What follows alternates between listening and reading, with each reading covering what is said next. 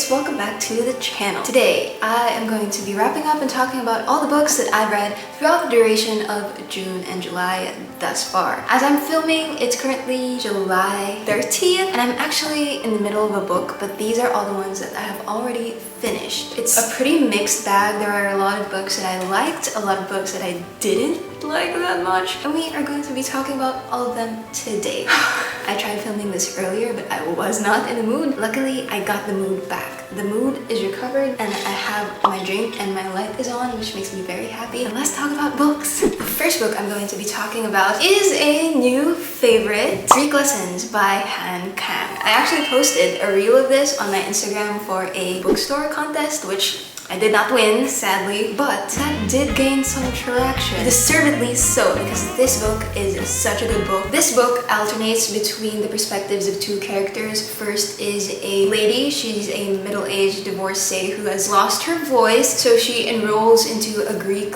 language class in hopes that it might spark something inside of her and bring her voice back. Because the thing that's disabling her from speaking is not physical. It's not some sort of sickness or a disability that she's born with. It's something to do with her mental state, her psychological stress that's causing her to be unable to speak. The second character whose perspective we get to see is her Greek language professor. Her Greek language professor is slowly but surely on the verge of losing his vision. Now that is very much a biological effect of some sort of sickness he has. Aside from alternating between the two characters' perspectives, it also goes to and from the past and present timeline, because this book is very much a book about grief and loss. Yes, for their physical abilities like talking and speaking, but it's also about the loss of people in their lives and how that relational loss only intensifies what's happening to them physically and biologically. If you hear me talking about it, it kind of sounds very ambiguous and very vague, and I would say that yes, Greek Lessons is very much a vague read. At the start, I actually had no idea that we were alternating between two characters, because it's never indicated in the book who is speaking to you, who's narrating. You just kind of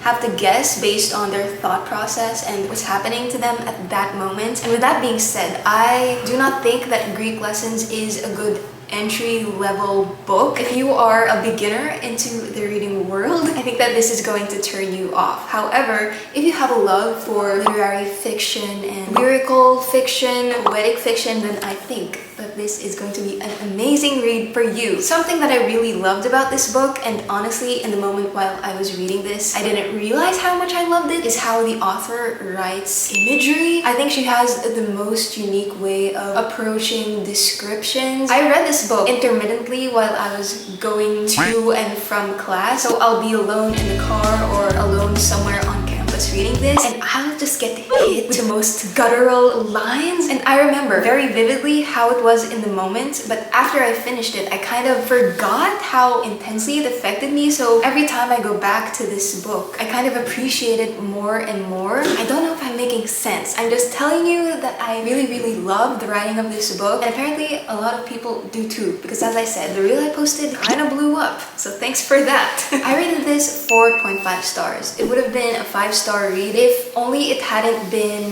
vague, as I mentioned earlier, but pretty solid read. The next read for me were Heartstopper volumes 1 to 4. I think so. I actually have to double check if I'm getting the chronological order of everything right. But I read the first 4 Heartstopper volumes, and I'm not going to be talking about that too much because I already made a whole other video recapping the show. Guess what I found out? Mr. Kit Connor is 4 months older than me. Just know that I really loved it, and I actually refrained from rating the volumes because it was kind of just the vibes. I wasn't in the mood to rate it, just know that I liked them. The next physical book I read is Bones and All by Camille De Angelis. I have no idea how to say that last name, but yes, Bones and All. This is what the movie Bones and All was based on, the one starring, what's her name? Taylor Russell and Timothy Chalamet. Now that movie is the reason why I wanted to read this book, because I've wanted to watch it for such a long time, only I've had it in my mind that I must read the source material first before getting to it. And from what I've heard from a lot of other people, the movie is light years better than the book. So I went into this not having that high of an expectation. I also didn't know much about it. All I knew was that there's a girl and the girl eats guys. She's a man-eater. She eats boys. boys. Specifically, this book follows Marin. She is a teenage cannibal. She embarks on a road trip after being disowned by her mother to look for her absent father in the hopes that he will be able to give her answers as to why she is the way she is, aka why she chomps down on people. So one of the preconceived ideas I had while going into this book is that Marin was going to be sort of like a Jennifer's Body situation. But what's unique about Marin as a cannibal is that she doesn't rely on it to live like Jennifer and Jennifer's Body. It more comes as a reaction to specific circumstances. And by circumstances, I mean whenever she is shown affection, she gets the urge to chow down. Now, most likely, this happens with boys. So it's not like she wants to eat people, she just can't fight the primal urge to. And because of that, I thought that this book was this sort of straightforward metaphor for consent between men and women, or just in relationships in general. However, that theory of mine was kind of shut down really quick because it got really aimless and directionless after, I'd say, the first 50 pages. I really did not know what this book was trying to say until I got the acknowledgements. Hold on. The author is vegan, so they wrote this book as a warning to the readers about how we should be more conscious of our, and I quote, practice of flesh eating. So that kind of ruined the whole book for me. Apologies about the dog, by the way. In my opinion, if you are going to write something about a cannibal, you should go all in on the cannibal gore. Do not make it a statement about veganism. So I wanted it to be more violent. However, what I did find really good about this book is the ending. I thought with how the book was going that the ending was going to be very mid or lackluster, but actually I found the ending pretty satisfying and I was not expecting. I gave this 3 stars. Not the worst, but also not the best. The next physical book I read is another newfound favorite. It is House of Salt and Sorrows by Erin Craig. This, again, like Greek lessons, was an impulsive buy. I just went into the bookstore knowing that I had to buy something, but not knowing what that something was. And I'm so glad that I grabbed this. House of Salt and Sorrows is the first book in a series, but technically you could read it as a standalone. This specific book follows Anale. Anale is, I think, the 5th or 6th of 12 sisters, and they live on Highmoor, which is a coastal island, so they worship sea gods, have all these sea and water related traditions, which I found very cool. The fictional world wasn't too much to the point where you had to memorize all these made up terms in order to understand it. It was just, the vibes were amazing. Anale's dad is some sort of authoritative figure on the island, so for most of their lives, their family were revered and respected and looked up to by the people of Highmoor. However, at where we are in the book, there are rumors of a curse going around, and this is because 4 of Anale's older sisters died one after the other, so they think that there's some sort of curse going on at the estate. Anale thinks that her sisters' deaths were no accidents. She thinks that they were murders, so she tries to solve them, but in the process gets whisked up into all of this family inheritance drama. She gets whisked into balls. She gets these terrifying nightmares which start to bleed into her reality, and also there's a romance. I love a good fantasy romance, and it isn't the type of romance that's too overbearing. I would say that it is the perfect blend of 60% fantasy, 20% romance, and 20% horror. Those are the kind of statistics that itch my brain. I gave this 4 stars. I don't know if I'm going to read the second book because I don't even think it's out yet. The next book I read is The Guest by Emma Cline. This is my first Emma Cline. I actually wanted to read The Girls way before I read this, but it's a very hard book to find. And I got this almost immediately after it was released, and I was very excited for this. I wanted to get my hands on a good unhinged girl book, and I thought that this was going to be a good unhinged girl book, but it felt very half-baked to me. We basically follow Alex, who is a sugar baby by profession. Her latest conquest or client or boyfriend is Mr. Simon, who invites her to his Long Island estate for the summer. Now, Alex is living it up in Long Island. She spends her days either lounging by the pool or lounging by the beach, but one night when she and Simon go to a dinner party, their relationship changes because she slips up and makes a mistake. Long story short, Simon tells her to pack her things and leave Long Island. Alex is kind kind of delusional and she refuses to go. She thinks that she can somehow convince Simon to change his mind, but she has to give him a few more days to think about it. So she floats on Long Island, she leeches off one person after the other until she can approach Simon again, and the ending... I had no idea how this book was going to end while I was reading it. I thought that it was going to devolve into this really intense potential murder mystery situation because this is very much marketed as a thriller slash mystery. So I thought I was going to get that, but I didn't. I gave this 2 stars, which is sad because 2 stars is not the best way to get into a new author. I will say though, love the cover. The next book I read, you already heard me talk about this in my last video, The Perks of Being a Wallflower, so I won't talk about it too much in detail here. I will, however, say my rating, which is 5 stars. Highly recommend this book. The next book I read was an ebook because I was looking to break up the pace. I wanted something light and fun. I wanted a romance, but in my opinion, romance books are the hardest kinds of books to find in the bookstore, so I had to scour the internet to look for a good romance ebook, and I ended up with Things We Never Got Over by Lucy Score, which has been on my TBR for so long, but for some reason, I have a really hard time committing to starting a romance book. It's just, I'm scared that I'm gonna waste my time, but my time was not wasted with this book. This book was so fun. Things We Never Got Over is a small town contemporary adult romance. I forget the name of the main female character. I do remember that the guy's name is Knox. The MFC, or the main female character if you will, has just gone to this small town called Knock Me Out because her twin sister, I think her name is Tina. I remember the girl's name. The main female character is Naomi, and as it turns out, Tina lured Naomi there because she's gone into some shady business and has to get out of town, and has left there her 11-year-old daughter, who Naomi did not know ever existed. So suddenly, she's stuck in Knock Me Out, basically stranded because her sister took her car, and she's with her 11-year-old niece who doesn't even know she existed, and we have Mr. Knox, who acts like he hates having to take care of Naomi, but secretly he loves it. So we have a grumpy sunshine fairy. I think one of the reasons I've been having a hard time getting into romance books is over the years, I have developed a slightly unattainable taste in romance. So the theory I've come to is the only way I can enjoy a fictional romance is if it's so ridiculous and over the top that it's basically unbelievable.